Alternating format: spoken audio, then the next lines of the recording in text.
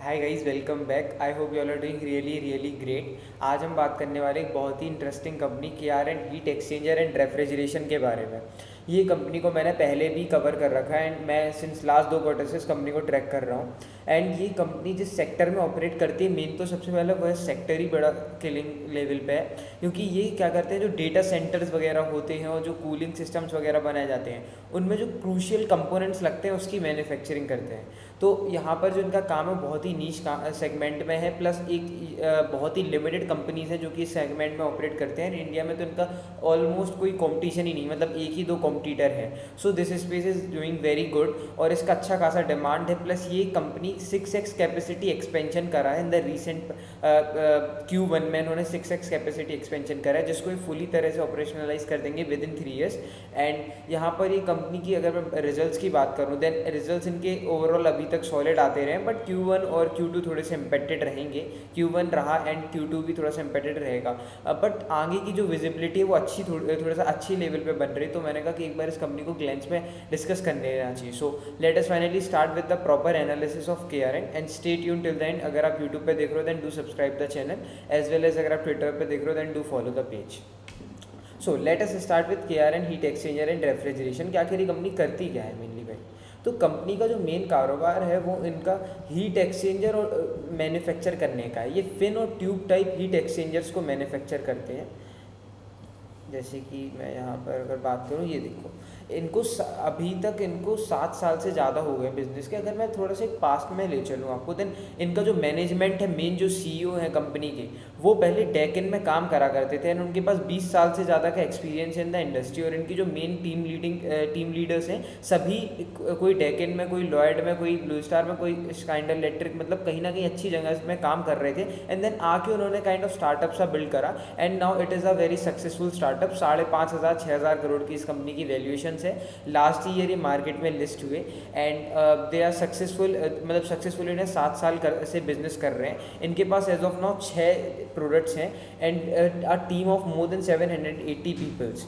अगर मैं बात करूं तो ये मेन मैन्युफैक्चर करते हैं फिन और ट्यूब टाइप हीट एक्सचेंजर। ये होते क्या हैं, जो आपने देखा होगा कमर्शियल रूम एयर कंडीशनर्स होते हैं, जो कि आपके बड़े बड़े बिल्डिंग्स, मॉल्स, एयरपोर्ट्स वगैरह में लगे होते हैं। उनमें जो AC और कूलिंग सिस्टम लगाए जाते हैं, तो उनके जो क्रूशियल कंपोनेंट्स होते हैं हीट एक्सचेंजर, उसकी मैन्युफैक्चरिंग मेनली KRN करता है। And what they do is कि इनके पास वेरियस साइजेस के मैन्युफैक्चर करते हैं, 5 mm to 16 mm। और इनके पास एज ऑफ नाउ अभी 2 मैन्युफैक्चरिंग फैसिलिटीज़ हैं, जिनमें से एक मैन्युफैक्चरिंग फैसिलिटी इनका ओल्ड है, जो अराउंड 400 से 450 करोड़ का रेवेन्यू एटमैक्स कर सकता है। एंड अभी इन्होंने हाल में ही निमराना राजस्थान में एक नई फैसिलिटी लाई, जिसकी जो कैपेसिटी है वो 6x है। एंड 400 करोड़ के बेस पे नहीं, बट वो 300 करोड़ के बेस से 6x है। मेनली मतलब कि वो 1800 करोड़ का ऑलमोस्ट वहाँ से रेवेन्यू कर सकते हैं from the single capacity. And this capacity जिसकी मैं बात कर रहा हूँ, ये पूरी तरह से ऑपरेशनलाइज हो जाएगी बाय फाइनेंशियल 28, मतलब 100% कैपेसिटी यूटिलाइजेशन वो 2 साल बाद से करेगी। अभी इनिशियल फेसिस में इस साल FY26 में वो 20-25%, देन 27 में 50%, देन 28 में 80-90% के रेंज में रहेगा। एज ऑफ नाउ इनकी जो टोटल प्रोडक्शन कैपेसिटी वो 10 लाख यूनिट्स की हो चुकी है। कंसोलिडेटेड FY25 का रेवेन्यू इनका 430 CR रहा, EBITDA 71 crore and net profit था इनका 53 करोड़ का। इनका अगर ROE की बात करो देन 25 में 11% का ROE था और 12.3% का ROCE था। तो ये एक थोड़ा छोटा सा रोड मैप है कि आखिर कंपनी कैसे क्या हुआ था। तो 2017 से शुरू हुआ, 2018 में इन्होंने कैपेसिटी इंस्टॉल करा, 2019 में देन इन्होंने एक्सपोर्ट शुरू करे प्रोडक्ट्स के, 2020 में इन्होंने अपनी कैपेसिटी का एरिया बढ़ाया, देन उसके बाद 2021 में नए लाइन्स, नए प्रोडक्ट्स ऐड करे, 2022 में फिर अगेन इन्होंने और various types of products add करे, एक्सपोर्ट्स विजिबिलिटी बढ़ाई, 23 में भी फिर करते गए एंड 25 में इनको रेलवे से भी वेंडर अप्रूवल मिला, सब्सिडरी इनकॉर्पोरेशन, वो नई फैसिलिटी इनकी शुरू हो गई 26 में। That's all about KRN। तो ये तो हो गई बेसिक से अंडरस्टैंडिंग। मैनेजमेंट को अगर देखें तो ये है मेन आदमी भाई यहाँ पर, Santosh Kumar Yadav ji. Chairman as well as managing director, ये लॉयड में काम कर रहे थे, और नीचे एक जन जो है ये डेक्कन में। तो मतलब ओवरऑल मैनेजमेंट देखा मैंने तो ओवरऑल बढ़िया है। बिजनेस सेगमेंट्स अगर आप देखोगे बिजनेस ओवरव्यू, तो evaporator coils, condenser coils, fluid and stem coils और condensing unit, air cooling unit, sheet metal parts, ये सब कुछ प्रोडक्ट बनाते हैं। यूज़र केस का है रेजिडेंशियल एसी, मॉल्स एयरपोर्ट्स में जो एसी होते हैं वो cassette type heating, ventilation and air conditioning products हो गए आपके। कमर्शियल एचवीएसी, डेटा सेंटर जो कि कितना बड़ा थीम है, अराउंड 50,000 करोड़ का केपेक्स करा जा रहा है इस साल in the data centre itself. तो उस थीम में जो एसी कूलिंग सिस्टम लगाया जाता है उसको मेनली मैन्युफैक्चर, उनके में जो कूलिंग सिस्टम में मेन कंपोनेंट लगते हैं छोटे छोटे पार्ट्स, वो मैन्युफैक्चर करता है KRN। एंड इंडिया में इनका एक ही या दो कोई कॉम्पिटिटर है, मोस्टली यही केटर करते हैं पूरी डिमांड को। यूज़ केस प्रोडक्ट्स में कमर्शियल रेफ्रिजरेटर्स, वाटर कूलर्स और जो डीप फ्रीजर्स होते हैं उनमें भी इनके जो कंपोनेंट्स है, फैन और ट्यूब टाइप हीट एक्सचेंजर्स वो लगते हैं। Vending machines, beverage coolers, vending machines का ट्रेंड भी इंडिया में बहुत बढ़ रहा है एज ऑफ नाउ। मतलब आप देखो कि एयरपोर्ट्स में तो था ही, बट अब धीरे धीरे ये अलग अलग जगहों पे मेट्रोपॉलिटन सिटीज़ में धीरे धीरे बढ़ रहा है वेंडिंग मशीन्स का trend. And civil and construction side washing machines में भी यूज़ होता है, मेडिकल इक्विपमेंट्स में भी यूज़ होते हैं इनके products, dry air cooler, swimming pool और हीट पंप में भी। तो आपने देखा मतलब ये बनाते केवल 6 प्रोडक्ट्स हैं, बट 6-7 प्रोडक्ट्स ही बनाते हैं, एंड वो डिफरेंट इंडस्ट्रीज़ को केटर कर सकते हो। सभी हाई मार्जिन इंडस्ट्रीज़ हैं, डेटा सेंटर से लेके HVAC से लेके सब कुछ हाई मार्जिन है। एंड अगेन उन्होंने जो नए चीज़ें इंट्रोड्यूस करी इस साल, वो बार एंड प्लेट एक्सचेंजर थे, जो कि आपके ट्रेन्स वगैरह रेलवेज में यूज़ करे जाते हैं। Oil cooling unit with blower and motor, roll bond evaporator introduce करा। प्रोडक्ट डिज़ाइन एंड क्वालिटी के लिए इनके पास एक लैब है ऑलरेडी, जिसमें पूरा प्रोडक्ट डिज़ाइन वगैरह करते हैं, as well as OEM as well as ODM का काम करते हैं। ये पूरा उन्होंने कैपेसिटी वाइज बता रखा है। एंड इनके क्लाइंट्स अगर देखें तो बहुत ही मार्केट क्लाइंट्स हैं, डेक्कन, स्काइंडर इलेक्ट्रिक। स्काइंडर इलेक्ट्रिक का ऑलमोस्ट मोस्ट ऑफ द जो काम होता है वो इन्हीं से ही होता है, मतलब जो वो डेटा सेंटर वाली थीम में है Schneider electric, and most of the जो भी वो प्रोडक्ट लेता है देन वो KRN से ही सोर्स करता है। क्लिमेविंटा, फिर नॉर, ब्लू स्टार, कैरियर, वोल्टास, ट्रॉस्टन, और मतलब सब ही ऑलमोस्ट इन्हीं से लेते हैं जो बड़े बड़े क्लाइंट्स हैं। एंड अगर आप देखोगे geographical wise revenue breakup, then यहाँ पर ना इनका 80% of their revenue comes from domestic, and export से 20% आता है। What they are targeting now इसके अभी धीरे धीरे अपने एक्सपोर्ट रेवेन्यू को बढ़ाने का प्लान कर रहे हैं। इनका टारगेट है कि आने वाले कुछ ईयर्स में अभी 20% से 50 जो है उसको 50% ले जाएंगे एक्सपोर्ट से। मतलब अगर वो आने वाले साल में 1000 करोड़ करेंगे एक्सपोर्ट्स, तो 1000 करोड़ का अगर वो रेवेन्यू करेंगे आने वाले 2 साल में, देन उसमें से वो 500 करोड़ वो एक्सपोर्ट से करेंगे एंड 500 करोड़ डोमेस्टिकली करेंगे। तो एक्सपोर्ट्स पे अच्छा खासा फोकस है, क्योंकि बाहर से ना डिमांड अच्छी है, मार्जिन्स भी थोड़े थोड़े ठीक हैं, तो अच्छा खासा ओवरव्यू आ रहा है बाहर से, मतलब एक्सपोर्ट्स के लिए। तो ये इसलिए एक्सपोर्ट्स को अपना एक्सपेंड करना चाह रहे हैं। EBITDA मार्जिन परसेंट्स वगैरह अगर आप हम फाइनेंशियल्स को देखें, देन ओके, सो फाइनेंशियल्स में मैं Q1 पे सबसे पहले डिस्कस करता हूँ यार, ठीक है। सो देखो फाइनेंशियल्स वाइज यहाँ पर आप अगर देखोगे देन इनका पहले ये 28% से पहले 70% से ग्रो करा दिसंबर 24 में, देन 60% से करा 25 में, बट आप देखोगे कि यहाँ जून 11 में केवल 21% का ग्रोथ था। ये तो पेस ऑफ सेल्स ग्रोथ इनका हाई टू लो आ गया भाई, 60% से आप ग्रो कर रहे थे, 60-70, एंड आप इतना कम आ गए 21%। तो इसके पीछे का रीज़न क्या है? तो भाई इनकी जो कैपेसिटी है अभी वो, उसमें से ये ज़्यादा से ज़्यादा 130 करोड़ का 120-130 करोड़ का रेवेन्यू क्लॉक कर सकते हैं, ठीक है। अब इतना जो रेवेन्यू क्लॉक कर सकते हैं, देन अगर आप देखोगे तो दिसंबर 2023 में केवल 66 करोड़ का रेवेन्यू था और कैपेसिटी इनकी हो गई थी 120 का। तो यहाँ पर उन्होंने 120 की नियर बाय डिलीवर करा, इसलिए वो अच्छी खासी ग्रोथ आ गई। तो बेस छोटा था दिसंबर 2023 का, मार्च 2024 में बेस छोटा था अगेन 82 करोड़, बट जून 2024 में बेस छोटा नहीं था, आपको ये चीज़ देखना होगा। जैसे कि आप देखोगे जून 2024 में 96 करोड़ का बेस था, ऑलमोस्ट 120 के नियर बाय, मतलब थोड़ा मोड़ा, तो इन्होंने 115 कर लिया, 120 के नियर बाय 21% का ग्रोथ। एक साल में इनका जो आप कहोगे कैपेसिटी नहीं बढ़ा क्या? भाई कैपेसिटी बढ़ा, वो थोड़ा मोड़ा ही बढ़ा। मेन जो बढ़ाने का इनका प्लान था वो 1 साल लग गया उसको बनने में, 6x कैपेसिटी एक्सपेंशन वाला प्लान, एंड वो 31 मई 2025 को इन्होंने ऑपरेशनलाइज कर दिया है, जिसके बारे में फर्दर डिस्कशंस करेंगे। प्रॉफिटेबिलिटी में आप देखोगे देन उनकी ऑपरेटिंग प्रॉफिट मार्जिन्स हैं वो इम्पैक्ट हो रहे हैं, लाइक 19%, पहले 18% थे last quarter year on year level पे, एंड अभी 15% है। इसके पीछे के क्या रीजंस है? मैनेजमेंट ने बताया कि अभी क्या हुआ, इस Q1 में इन्होंने जो इनका नया प्लांट है वहाँ से चीज़ों का ट्रायल शुरू करा तो उसमें रॉ मटेरियल लगा, और वो उस ट्रायल्स को बेचेंगे नहीं, वो केवल ट्रायल के बेसिस पे था, तो रॉ मटेरियल लगा, देन तो वो कॉस्ट बढ़ गया इनका, मतलब वो बेचा तो है नहीं इन्होंने, तो एक तरह से वो उन्होंने खुद कंज्यूम कर लिया, तो उसके कारण उनका कॉस्ट बढ़ गया, तो ऑपरेटिंग प्रॉफिट मार्जिन डिक्लाइन हो गए। और कुछ ऐसा मटेरियल भी था जो उन्होंने डायरेक्टली शिप कर दिया बिना प्रोसेस करे रॉ मटेरियल्स के थ्रू, मतलब यहाँ पर डायरेक्ट मैन्युफैक्चरिंग कर दी। प्लस अभी कह रहे हैं कैपेसिटी एक्सपेंशन कर रहे हैं, तो उनका मार्जिन में कॉन्ट्रैक्शन आएगा। एम्प्लॉय कॉस्ट तो सबसे पहले बढ़ ही गया, तो 2 से 4 फैक्टर्स हैं जो कि बहुत बढ़ गए। एम्प्लॉय कॉस्ट, आपको ट्रेनिंग देनी होगी ना एम्प्लॉयज़ को, देन एम्प्लॉय कॉस्ट बढ़ गया, तो वो एक रीज़न है। रॉ मटेरियल का कंजम्पशन मेनली यही है कि इनकी नई फैसिलिटी आ रही है, उसके कारण ये सब हुआ है, मतलब मार्जिन में कॉन्ट्रैक्शन वगैरह। एंड इन फ्यूचर ये कह रहे हैं कि मार्जिन काइंड ऑफ इस रेंज में 1-2% ऊपर नीचे हो जाए, मतलब ऊपर ही होंगे ऑब्वियसली, ये आई गेस मिनिमम बाउंडेशन इनका 14-15% वाला, इसके ऊपर ही रहेंगे। मैनेजमेंट ने ये कहा है कि वो देसिंग इसकी अब हम ना, जैसे जो नई फैसिलिटी है वो पूरा सोलर ऑपरेटेड है, उसमें कॉस्ट ऑप्टिमल है, और क्या कहते हैं इनका जो गवर्नमेंट से PLI स्कीम आने वाला है, प्लस बहुत सारी चीज़ें प्ले आउट होंगी जिसके कारण इनके मार्जिन से 1-2% ऊपर ही जाएंगे, प्लस एक्सपोर्ट्स भी बढ़ाने वाले हैं तो ऊपर ही जाएंगे, ऐसा कुछ कम नहीं होने वाले इनके मार्जिन। ये था मैनेजमेंट की overall guidance on the basis margin के बेसिस पे। अब अगर मैं बात करूँ दैन इनका जो कॉनकॉल है, concall because it is one of the main thing, तो जस्ट अ मिनट, कॉनकॉल को हम डिस्कस करेंगे। जैसे care and Q, okay, so it's concall में अगर मैं बात करूँ,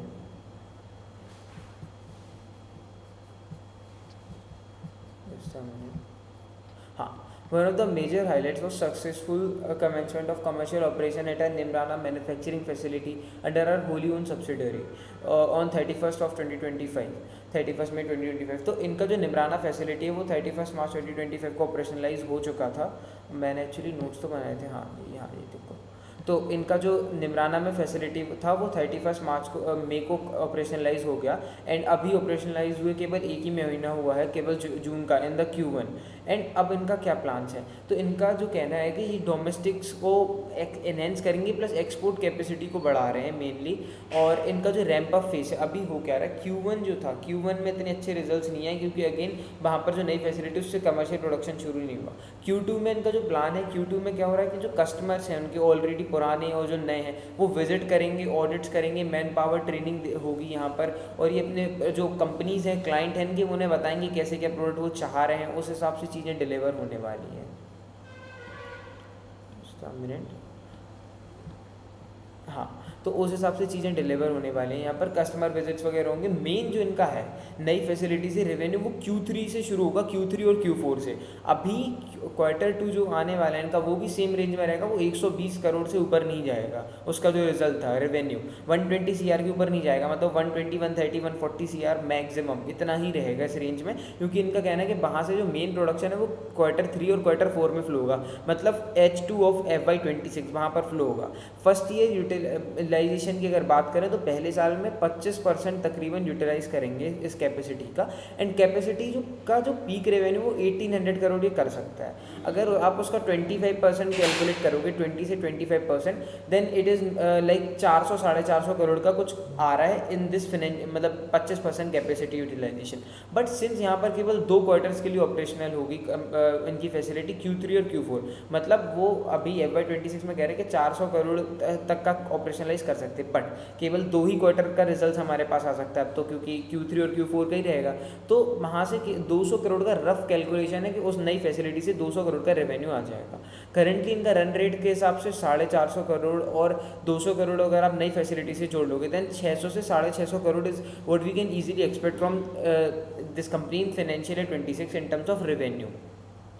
FY27 की बात करें तो कैपेसिटी का यूटिलाइजेशन हो जाएगा 50%, मतलब कि 1800 करोड़ की टोटल कैपेसिटी रहेगी इनकी नई फैसिलिटी से। देन उसमें से 800 से 900 करोड़ ये FY27 में ईजिली कर देंगे, मतलब यूटिलाइजेशन वहाँ पर पहुँच जाएगा। एंड FY28 की बात करूँ तो ऑलमोस्ट 80% हो जाएगा, मतलब कि 1800 का 80% इज बेसिकली, मतलब आप समझ सकते हो हज़ार करोड़ आराम से कर लेगा, 1100 करोड़, आई एम सॉरी 1100 से 1600 crore is what they can easily do in FY28, मतलब आने वाले अगले 3 साल के अंदर। PLI स्कीम की अगर बात करें देन इनको 140 CR का ऑलमोस्ट IFCI से अप्रूवल मिल चुका है PLI स्कीम्स का। And they are expected to accelerate expansion, localisation and cost efficiency. इन्होंने एक मेमोरेंडम ऑफ अंडरस्टैंडिंग साइन करा था विद द राजस्थान गवर्नमेंट, जहाँ से इनको रेवेन्यू का जो टॉप लाइन है, टॉप लाइन के बेसिस पे कुछ ना कुछ XYZ परसेंटेज मिलने वाला है, तो उसका भी आएगा, टैक्स में बेनिफिट मिलेगा। नए सब्सिडरी जो है वो concessional rate tax rate 15% enjoy करेगा। Over time consolidated tax rate expected to fall from 28 to 20% as growth shift to HVAC subsidiary, मतलब ये 28 से 30% से 20% आ जाएगा टैक्स रेट, क्योंकि अभी टैक्स रेट में चेंजेस वगैरह आए हैं। तो मेन हमने यही समझा कि इनका Q2 तो म्यूटेड ही आएगा, कुछ नहीं आने वाला, वहाँ 120 करोड़ नॉर्मल इतनी रेंज में रहेगा, ज़्यादा ग्रोथ नहीं आएगा। बट जो मेन ग्रोथ प्ले आउट होगा वो Q3 में होगा। Q3 में इनका ग्रोथ आ जाएगा कितना, 25% से, अगर मतलब 200 करोड़ और आ जाएगा Q3 और Q4 मिला के, जितना भी आ रहा था। तो अगर आप देखोगे ओवरऑल लेवल पे 600 करोड़ का PAT, I am sorry very sorry 600 crore का revenue is they what they can easily do, ठीक है, 600 करोड़ का रेवेन्यू। और करंट जो आप देखोगे, अगर हम वैल्यूएशंस के हिसाब से थोड़ा सा देखें, then let me take you to the valuations. यहाँ पर अगर हम देखेंगे स्क्रीनर, अराउंड कंपनी का जो वैल्यूएशन अभी चल रहा है वो 5400 करोड़ का है। ओके, सो इनका जो अगर आप देखोगे करेंट पी है वो 102 का है। एंड पेट मार्जिन इनके are in the range of 10% के पेट मार्जिन है, मतलब कि 449 करोड़ का इनका वो था, मतलब 12 ट्रेलिंग मंथ्स का रेवेन्यू है, जिसमें से 53 करोड़ का इनका पेट है। तो if we calculate then 53 divide by 449 into 100, then इनकी जो पेट मार्जिन आ रहे हैं वो 11.8% कह रहे हैं, मतलब 12% का पेट यू कैन इजीली एक्सपेक्ट। तो इस साल का जो हमारा रफ कैलकुलेशन बन रहा है देन वो 600 करोड़ का रेवेन्यू का इजीली बन रहा है। देन उसमें से अगर हम देखेंगे 600 करोड़ का 12%, देन इट्स 72 करोड़। तो 72 करोड़ का पैट हम इजीली एक्सपेक्ट कर सकते हैं इस कंपनी से। देन 72 करोड़ का पैट इनटू करंट पी अगर मैं करूं, देन इनका वैल्यूएशन बन रहा है 7344 करोड़ फॉर FY26 का एंड के लिए, मतलब ओवरऑल। तो यहाँ से अगर आप गेन को कैलकुलेट करो then current valuation is 5400 crore, तो मतलब कि आपको गेन मिल रहा है 1944 का डिवाइड बाई 5400। सो बेसिकली 36% का gain is what we can expect यहाँ से। मतलब अगर आप 12% के पेट मार्जिन को अज्यूम करो देन उस बेसिस पे आपको easily what we can say इसके 36% का गेन मिल सकता है यहाँ पर। बट आने वाला जो अभी का तो ठीक है ये कहानी, आगे वाली कहानी थोड़ी सी इंटरेस्टिंग हो जाती है, क्योंकि हम कह सकते हैं कि इस कंपनी का अगले साल 50% कैपेसिटी यूटिलाइजेशन वहाँ से आएगा, मतलब next to next year FY27 में 1300 करोड़ का रेवेन्यू करेगा। देन उसका 12% अगर आप निकालोगे then it's 156 crore and current valuation is 5400 crore. तो 5400 बेसिकली डिवाइड बाई 156, देन इनका जो फॉरवर्ड पी बन रहा है वो 34 का बन रहा है एंड करेंट पी 102 है, तो वहाँ से 3x की पॉसिबिलिटीज़ हैं। बट हमें ये कंटिन्यूसली ट्रैक करना होगा कंपनी कितना कर रही है, यूटिलाइज़ कितना नहीं कर रही है।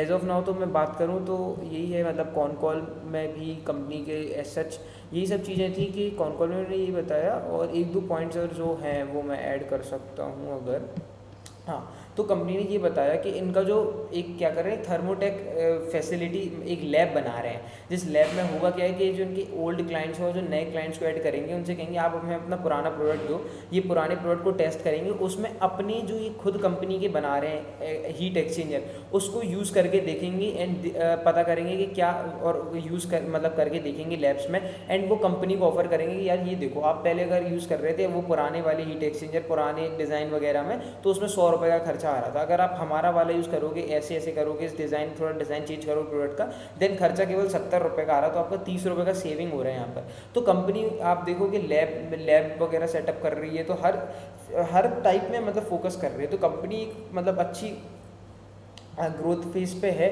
अपनी रेडार पे जरूर रख सकते हैं इसको। Q2 में रिजल्ट हमें पता है कि अच्छे नहीं आने वाले, म्यूटेड ही रिजल्ट्स रहेंगे, बट हाँ Q3 से ऑब्वियसली कंपनी के रिजल्ट धीरे धीरे इंप्रूव होना शुरू होंगे। So we can keep this company on our radar. And जो भी अगर आपके डाउट्स वगैरह हो, then do let me know in the comments as well as you can DM me. So that's all for the day. Signing off, Raghav Tikaria.